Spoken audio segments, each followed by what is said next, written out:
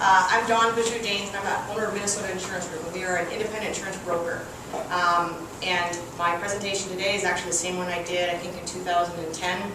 Because I don't sell insurance products. I really do look at risk retention. So this is a little bit about how you take a look at what your risks and exposures are. Insurance is just one of them. And really, my opinion is it's the last one. So hopefully there's a little bit of entertainment in here as well. What insurance is not. I'm a pretty honest shooter. I can't stand it when people think their insurance is a warranty product.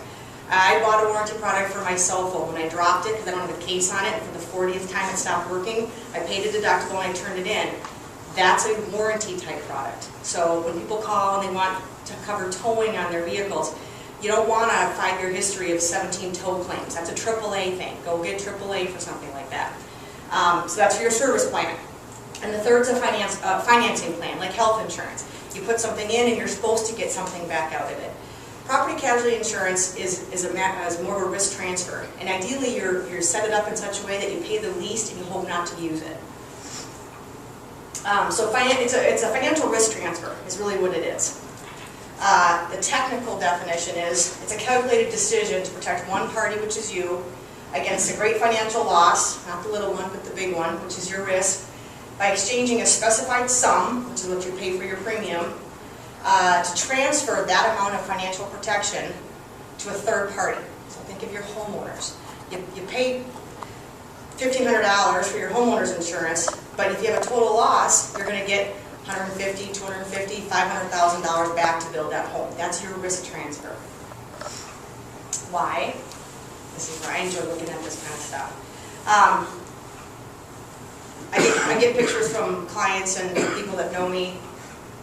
We talked about how this one might happen.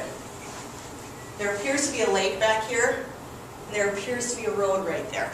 So somewhere in the design project of this, it might have been maybe missing a bridge or safety rail. And there's a different surprise for you. Because you never know when you might need it, and you'll be grateful when you did. What is risk management? It's the identification, then the assessment, and then the prioritization of your risks, followed by coordinated and economical applications of your resources that minimize, monitor, and control the probability and the impact of those events. It's so exciting. Because it really means that you're proactively finding ways other than insurance to reduce your risk and your financial loss. So I really should be your last place. Sometimes it's required, workers' compensation, certain bonds, contractual general liability, but there's a lot of things you can do ahead of time that involve lawyers or data protection places or CPAs that don't involve insurance. Your options are you can avoid it, you can reduce it, you can retain it, and you can transfer it.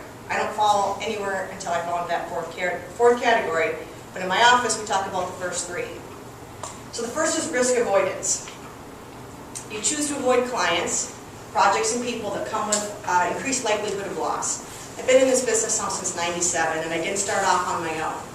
When I first got into business, I wrote everything with a heartbeat. I took every client, no matter how much challenge that presented me, because I needed the money to get rolling. And then in hindsight, afterwards, I stopped taking those clients because I could look at those clients and realize they cost me more time, money, headache, and sometimes they were money losers. So sometimes as an entrepreneur group, you may run into, I really want to take this client, but maybe it's not the best way to do it. So employees with major violations, decline jobs outside your skill set, clients that have unreasonable expectations. So I do ask clients, what do you expect this insurance to do for you? If we're talking about professional liability or network security liability or something more complicated.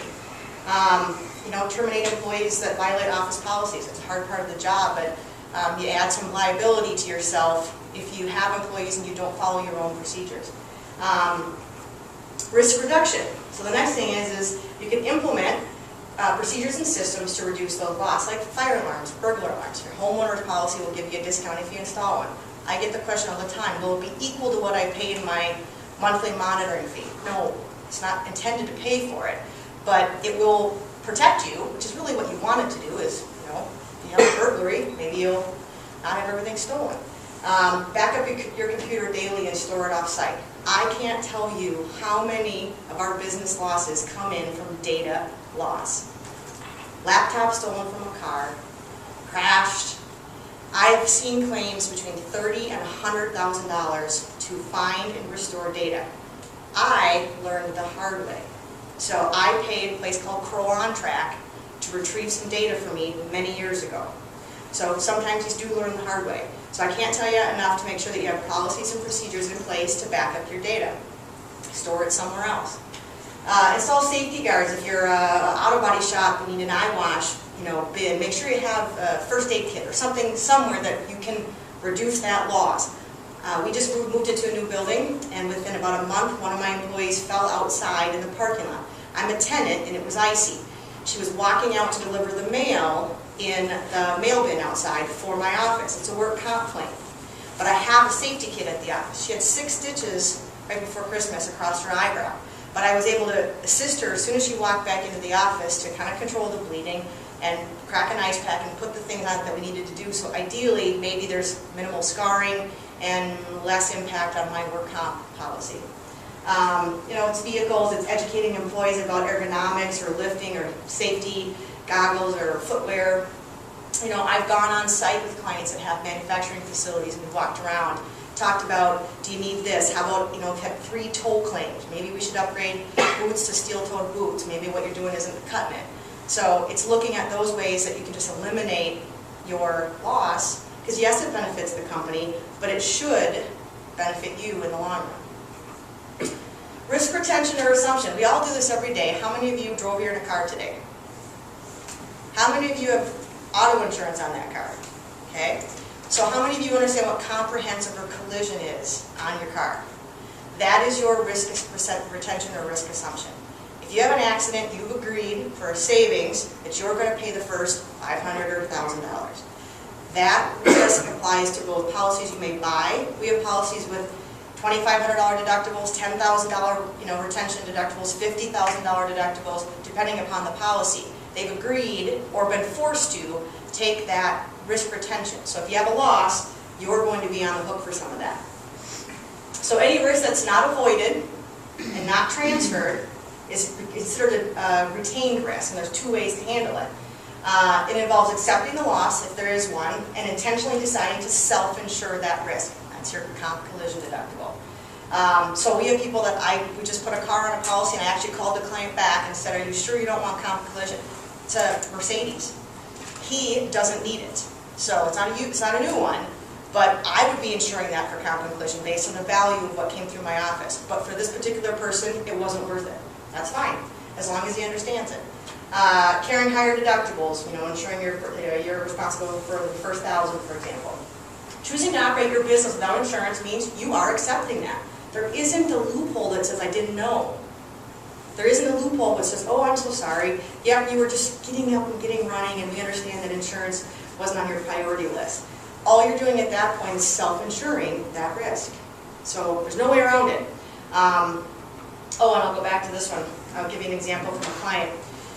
This was probably 10 years ago. We had a client that installed network wiring, and he was doing it at a local school. He had a policy. He had a tendency to not pay his policy. He had a tendency to call afterwards, and we were able to get it reinstated, and he paid the money, and then he would lapse again in about 30, 60, 90 days. And one time he let it lapse.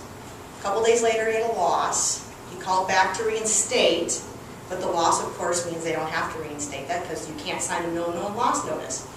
And he ran some wiring and broke a pipe at a school, and that was not a cheap experience.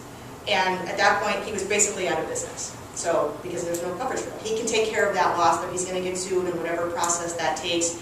And I don't know too many lawyers that run about less than $250 an hour on retainer to go through this process. So, and then your risk transfer. That's where I come in. You can transfer some, most, or all of your risk to a third party. So, requiring every independent contractor to have a signed contract for work. Again, one of the best things you can do is if you choose not to have employees, make sure that you're working with a law firm that can do an independent contractor contract for those people. I hear this all of the time Everybody wants to treat somebody like an independent contractor. And that might be you guys doing it, or you might be that person. Somebody told you to go start a business so that you weren't an employee. But then they want all these things to cover and be a part of this employee relationship that doesn't exist. So if you have independence or you are an independent, you need to understand that those are very different separations, and the state has become more attentive to clarifying that and penalizing if there's some crossover in it. So having an independent contractor agreement, a good one, is one of the first steps. Then requiring those people to have proof of insurance. So as soon as you're a business, you're not a person. I'm not Dawn anymore. I'm Minnesota Insurance Group. It's like a separate body stands here. So that body needs to be treated like a business, and that means having insurance. If you have an independent contractor or a subcontractor that's a business, why would they not take the same precautions everybody else does? So that's another thing that most carriers now require, that on your application you sign, I have received certificates of insurance. And if you sign yes and you don't get it, it's not their problem anymore, it's yours. So you've just transferred that risk back to yourself. Legal language that has things like additional insured status, waivers of subrogation, indemnification of hold harmless. Good lawyers will walk you through what that means and whether it's applicable or important. If we see that in a contract, we'll help you make sure that you have the correct endorsements that match that. I have employees that drive their own vehicles, and I require a certain limit of liability on their personal auto. So nothing wrong with that. Or purchase insurance. A couple of claims examples. Here's a wrongful termination. I'll tell you real quick, wrongful termination falls under what's called your employment practices liability. People will say EPLI. That's your wrongful hire, wrongful termination, sexual harassment, and any of those employment-related claims. So you can read it. It's a $26 million award. I don't know that you buy enough insurance for that, but it's. I get the question all the time: how much do I need to get? How much do you feel like you need that you pretty much covered your exposure? You slept at night and you said, yeah, as long as I'm okay about $1 million, I'm all right. If you're doing $10 million in business, maybe $1 million's not enough for you anymore. Another EPLI. I talk about EPLI now more than anything because it's the number one hot lawsuit these days. All you gotta do is look the wrong way and you get sued. And another thing that's happened probably in the last 5 years is third-party claims.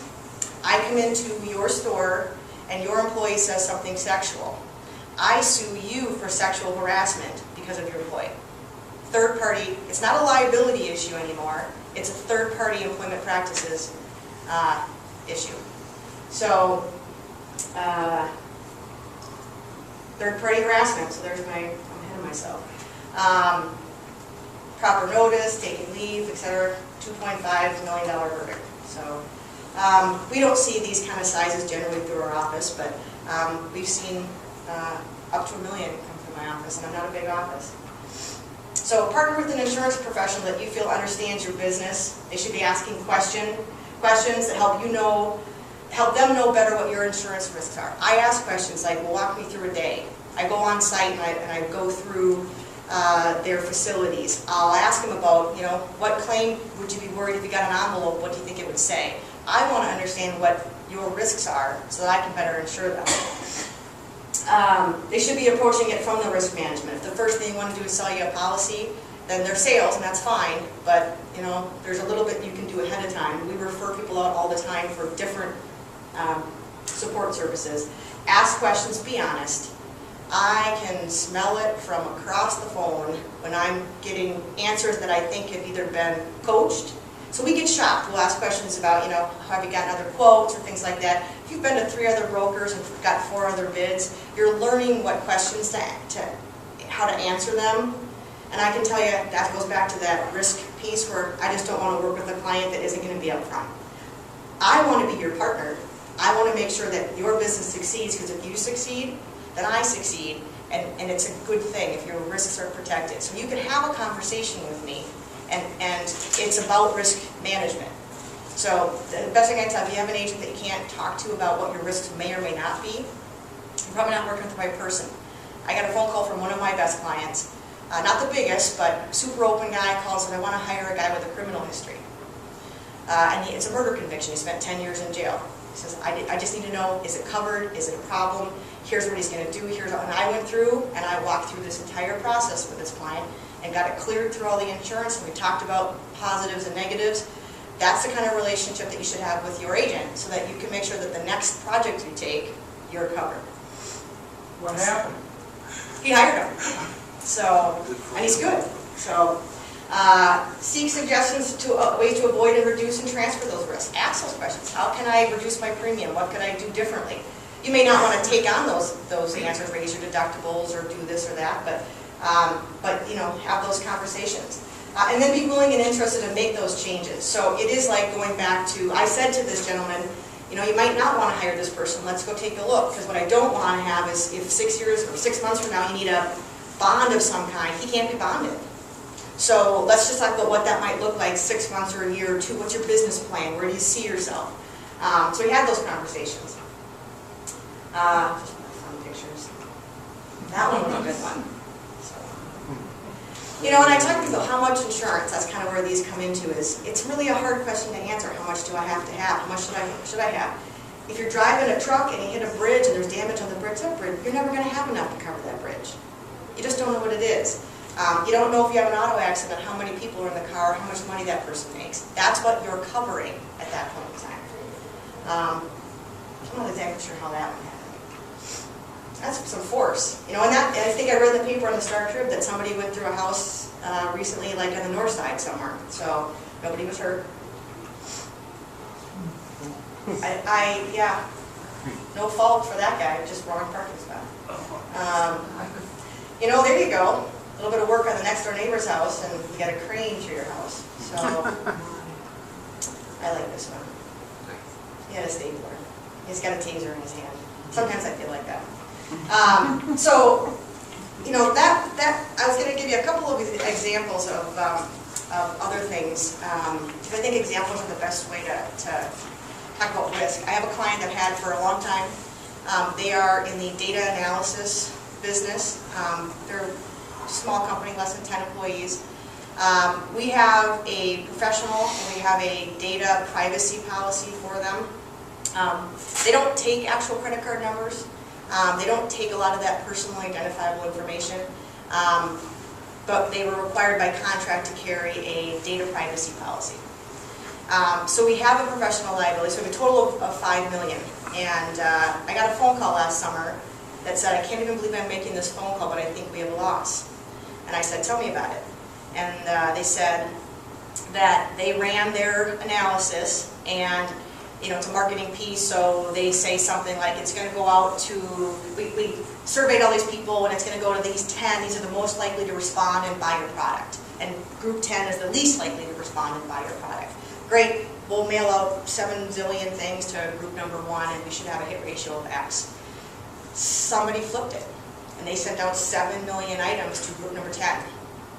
And there was a significant loss because they don't get, you know, at that point the insurance company isn't required to pay for you because you're not good at your job. So they do have to rerun the numbers, they do have to remail, so there's some costs in there. But the company had a loss because they had a particular marketing piece that needed to go out in a time-sensitive manner. So they had an estimated amount of business income loss. That's coverable by their policy. And our first indication before anything even came through was over $350,000. So that was their first guess before everything hit the fan. And today, right before I got here, I was helping a client who's brand new to us. We have a brand new work comp policy for a very small company in Wayzata starting January 1st. We got a letter from them late January asking for help because the Department of Labor and Industry, I love them, they are on a hunt for people that have employees or had employees that don't carry work comp policy. So we are now in 2012 and they got the letter for 2009. And they didn't have work comp. And they had employees. In 2009 they had 2, and in 2010 they had 8. And if you go to the Department of Labor and Industry's website, it says up to $1,000 per employee per week as a potential fine. I have seen fines come through about $15,000.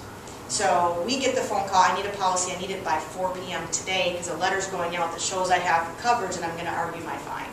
So I have seen them go through, and they can be pretty high.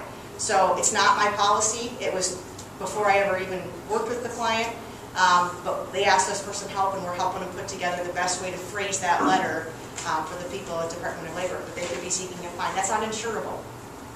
So I go back to, I think some of the first ones, it's something you got to do, just like Pat said. You don't want to think about it. I can do it tomorrow. I didn't have a loss today. It's all good. But it is something you should be talking about. I think sometimes when I have clients that call, they can't believe how inexpensive some of it is. There's this feeling and this thought that it's really, really expensive, but it doesn't have to be. And some of those other features about risk transfer and risk avoidance, you can reduce that premium. So, any questions? I talk fast. My question is, how are those rates determined? Like, do you use like a percentage of basically somebody's gross revenue or some kind of basis for determining your? Well, it depends, and it depends from carrier to carrier. So, for example, we have a client that renews this weekend, and they're a manufacturer's rep of ultrasound equipment through the United States. We had a carrier, and they were basing it on gross sales. The new carrier, because those rates went really high, we went to market on it, got several bids. Most of the carriers came back on gross sales. We had one carrier that's willing to readjust it and do it on gross commissions. So it all depends on what your risk is and which carrier you're going to, and that's why shopping around for it, I tell you it's a good idea to shop around. People ask me, should I do it every year? I don't think so. This industry there's a lot of connectivity in here, and everything goes into a database. So if you hit Zurich this year, and you shop them again next year, and you shop them again next year, they will not take you because they already know that they're going to get shopped the following year. And in our industry, I'm pretty transparent. It takes us 3 years to make a profit on an account that we write in our office for how much work goes up front into that risk. So we also know if you're going to shop it every year, it's probably not a risk we want either. It doesn't show our carriers that there's any continuity in relationship. It's really hard to manage your exposures because one policy might have X coverage for off-premise and one have lower, one has EPLI and one doesn't. And you just open up such a can of worms. But it is good to check every 2-3 years or have that agent just check a few and just make sure you're in there. And that way when it is time to go to market, you're a fresh account and everybody wants to take a shot at it. And you're not in their database every year. So it's like a dating site. Everybody knows, they can tell me every year how many clients, if I have a new client, we quoted this 4 years, every year for 4 years in a row. We didn't write it the last 4, we're not quoting it this year. Wow, okay, thanks. So I don't know if that answers your question, but it varies. I can tell you that work comp is based on payroll. That's one of the things that people ask me. Well, I only paid them $100. It doesn't matter, then that's what you're going to get charged on. You could have 10 employees, each making $100, and your rate will be the same as one employee paid $1,000. Another misnomer that people don't realize is commercial auto. Everybody's afraid of they'll co-title cars in their business and their personal. It's not supposed to be insured on your personal. Your personal has an exclusion, will not defend your business. Just pick one side, insure it on your business, insure it on your personal, and title it that way, and then work the rest out legally or tax-wise. If you do co-title it, it has to go on a commercial. Commercial policies are not necessarily more expensive than personal policies. So it's one thing we see all the time, that people are just afraid of it, and they've been running it quietly. They titled it in their business name, but they just didn't tell their State Farm agent. Well, you're going to have a problem at the time of the loss. So it doesn't. Nobody should be charging you for quotes. If anyone's charging you for quotes, go somewhere else. But to get a quote and have somebody go through your risk shouldn't charge you anything.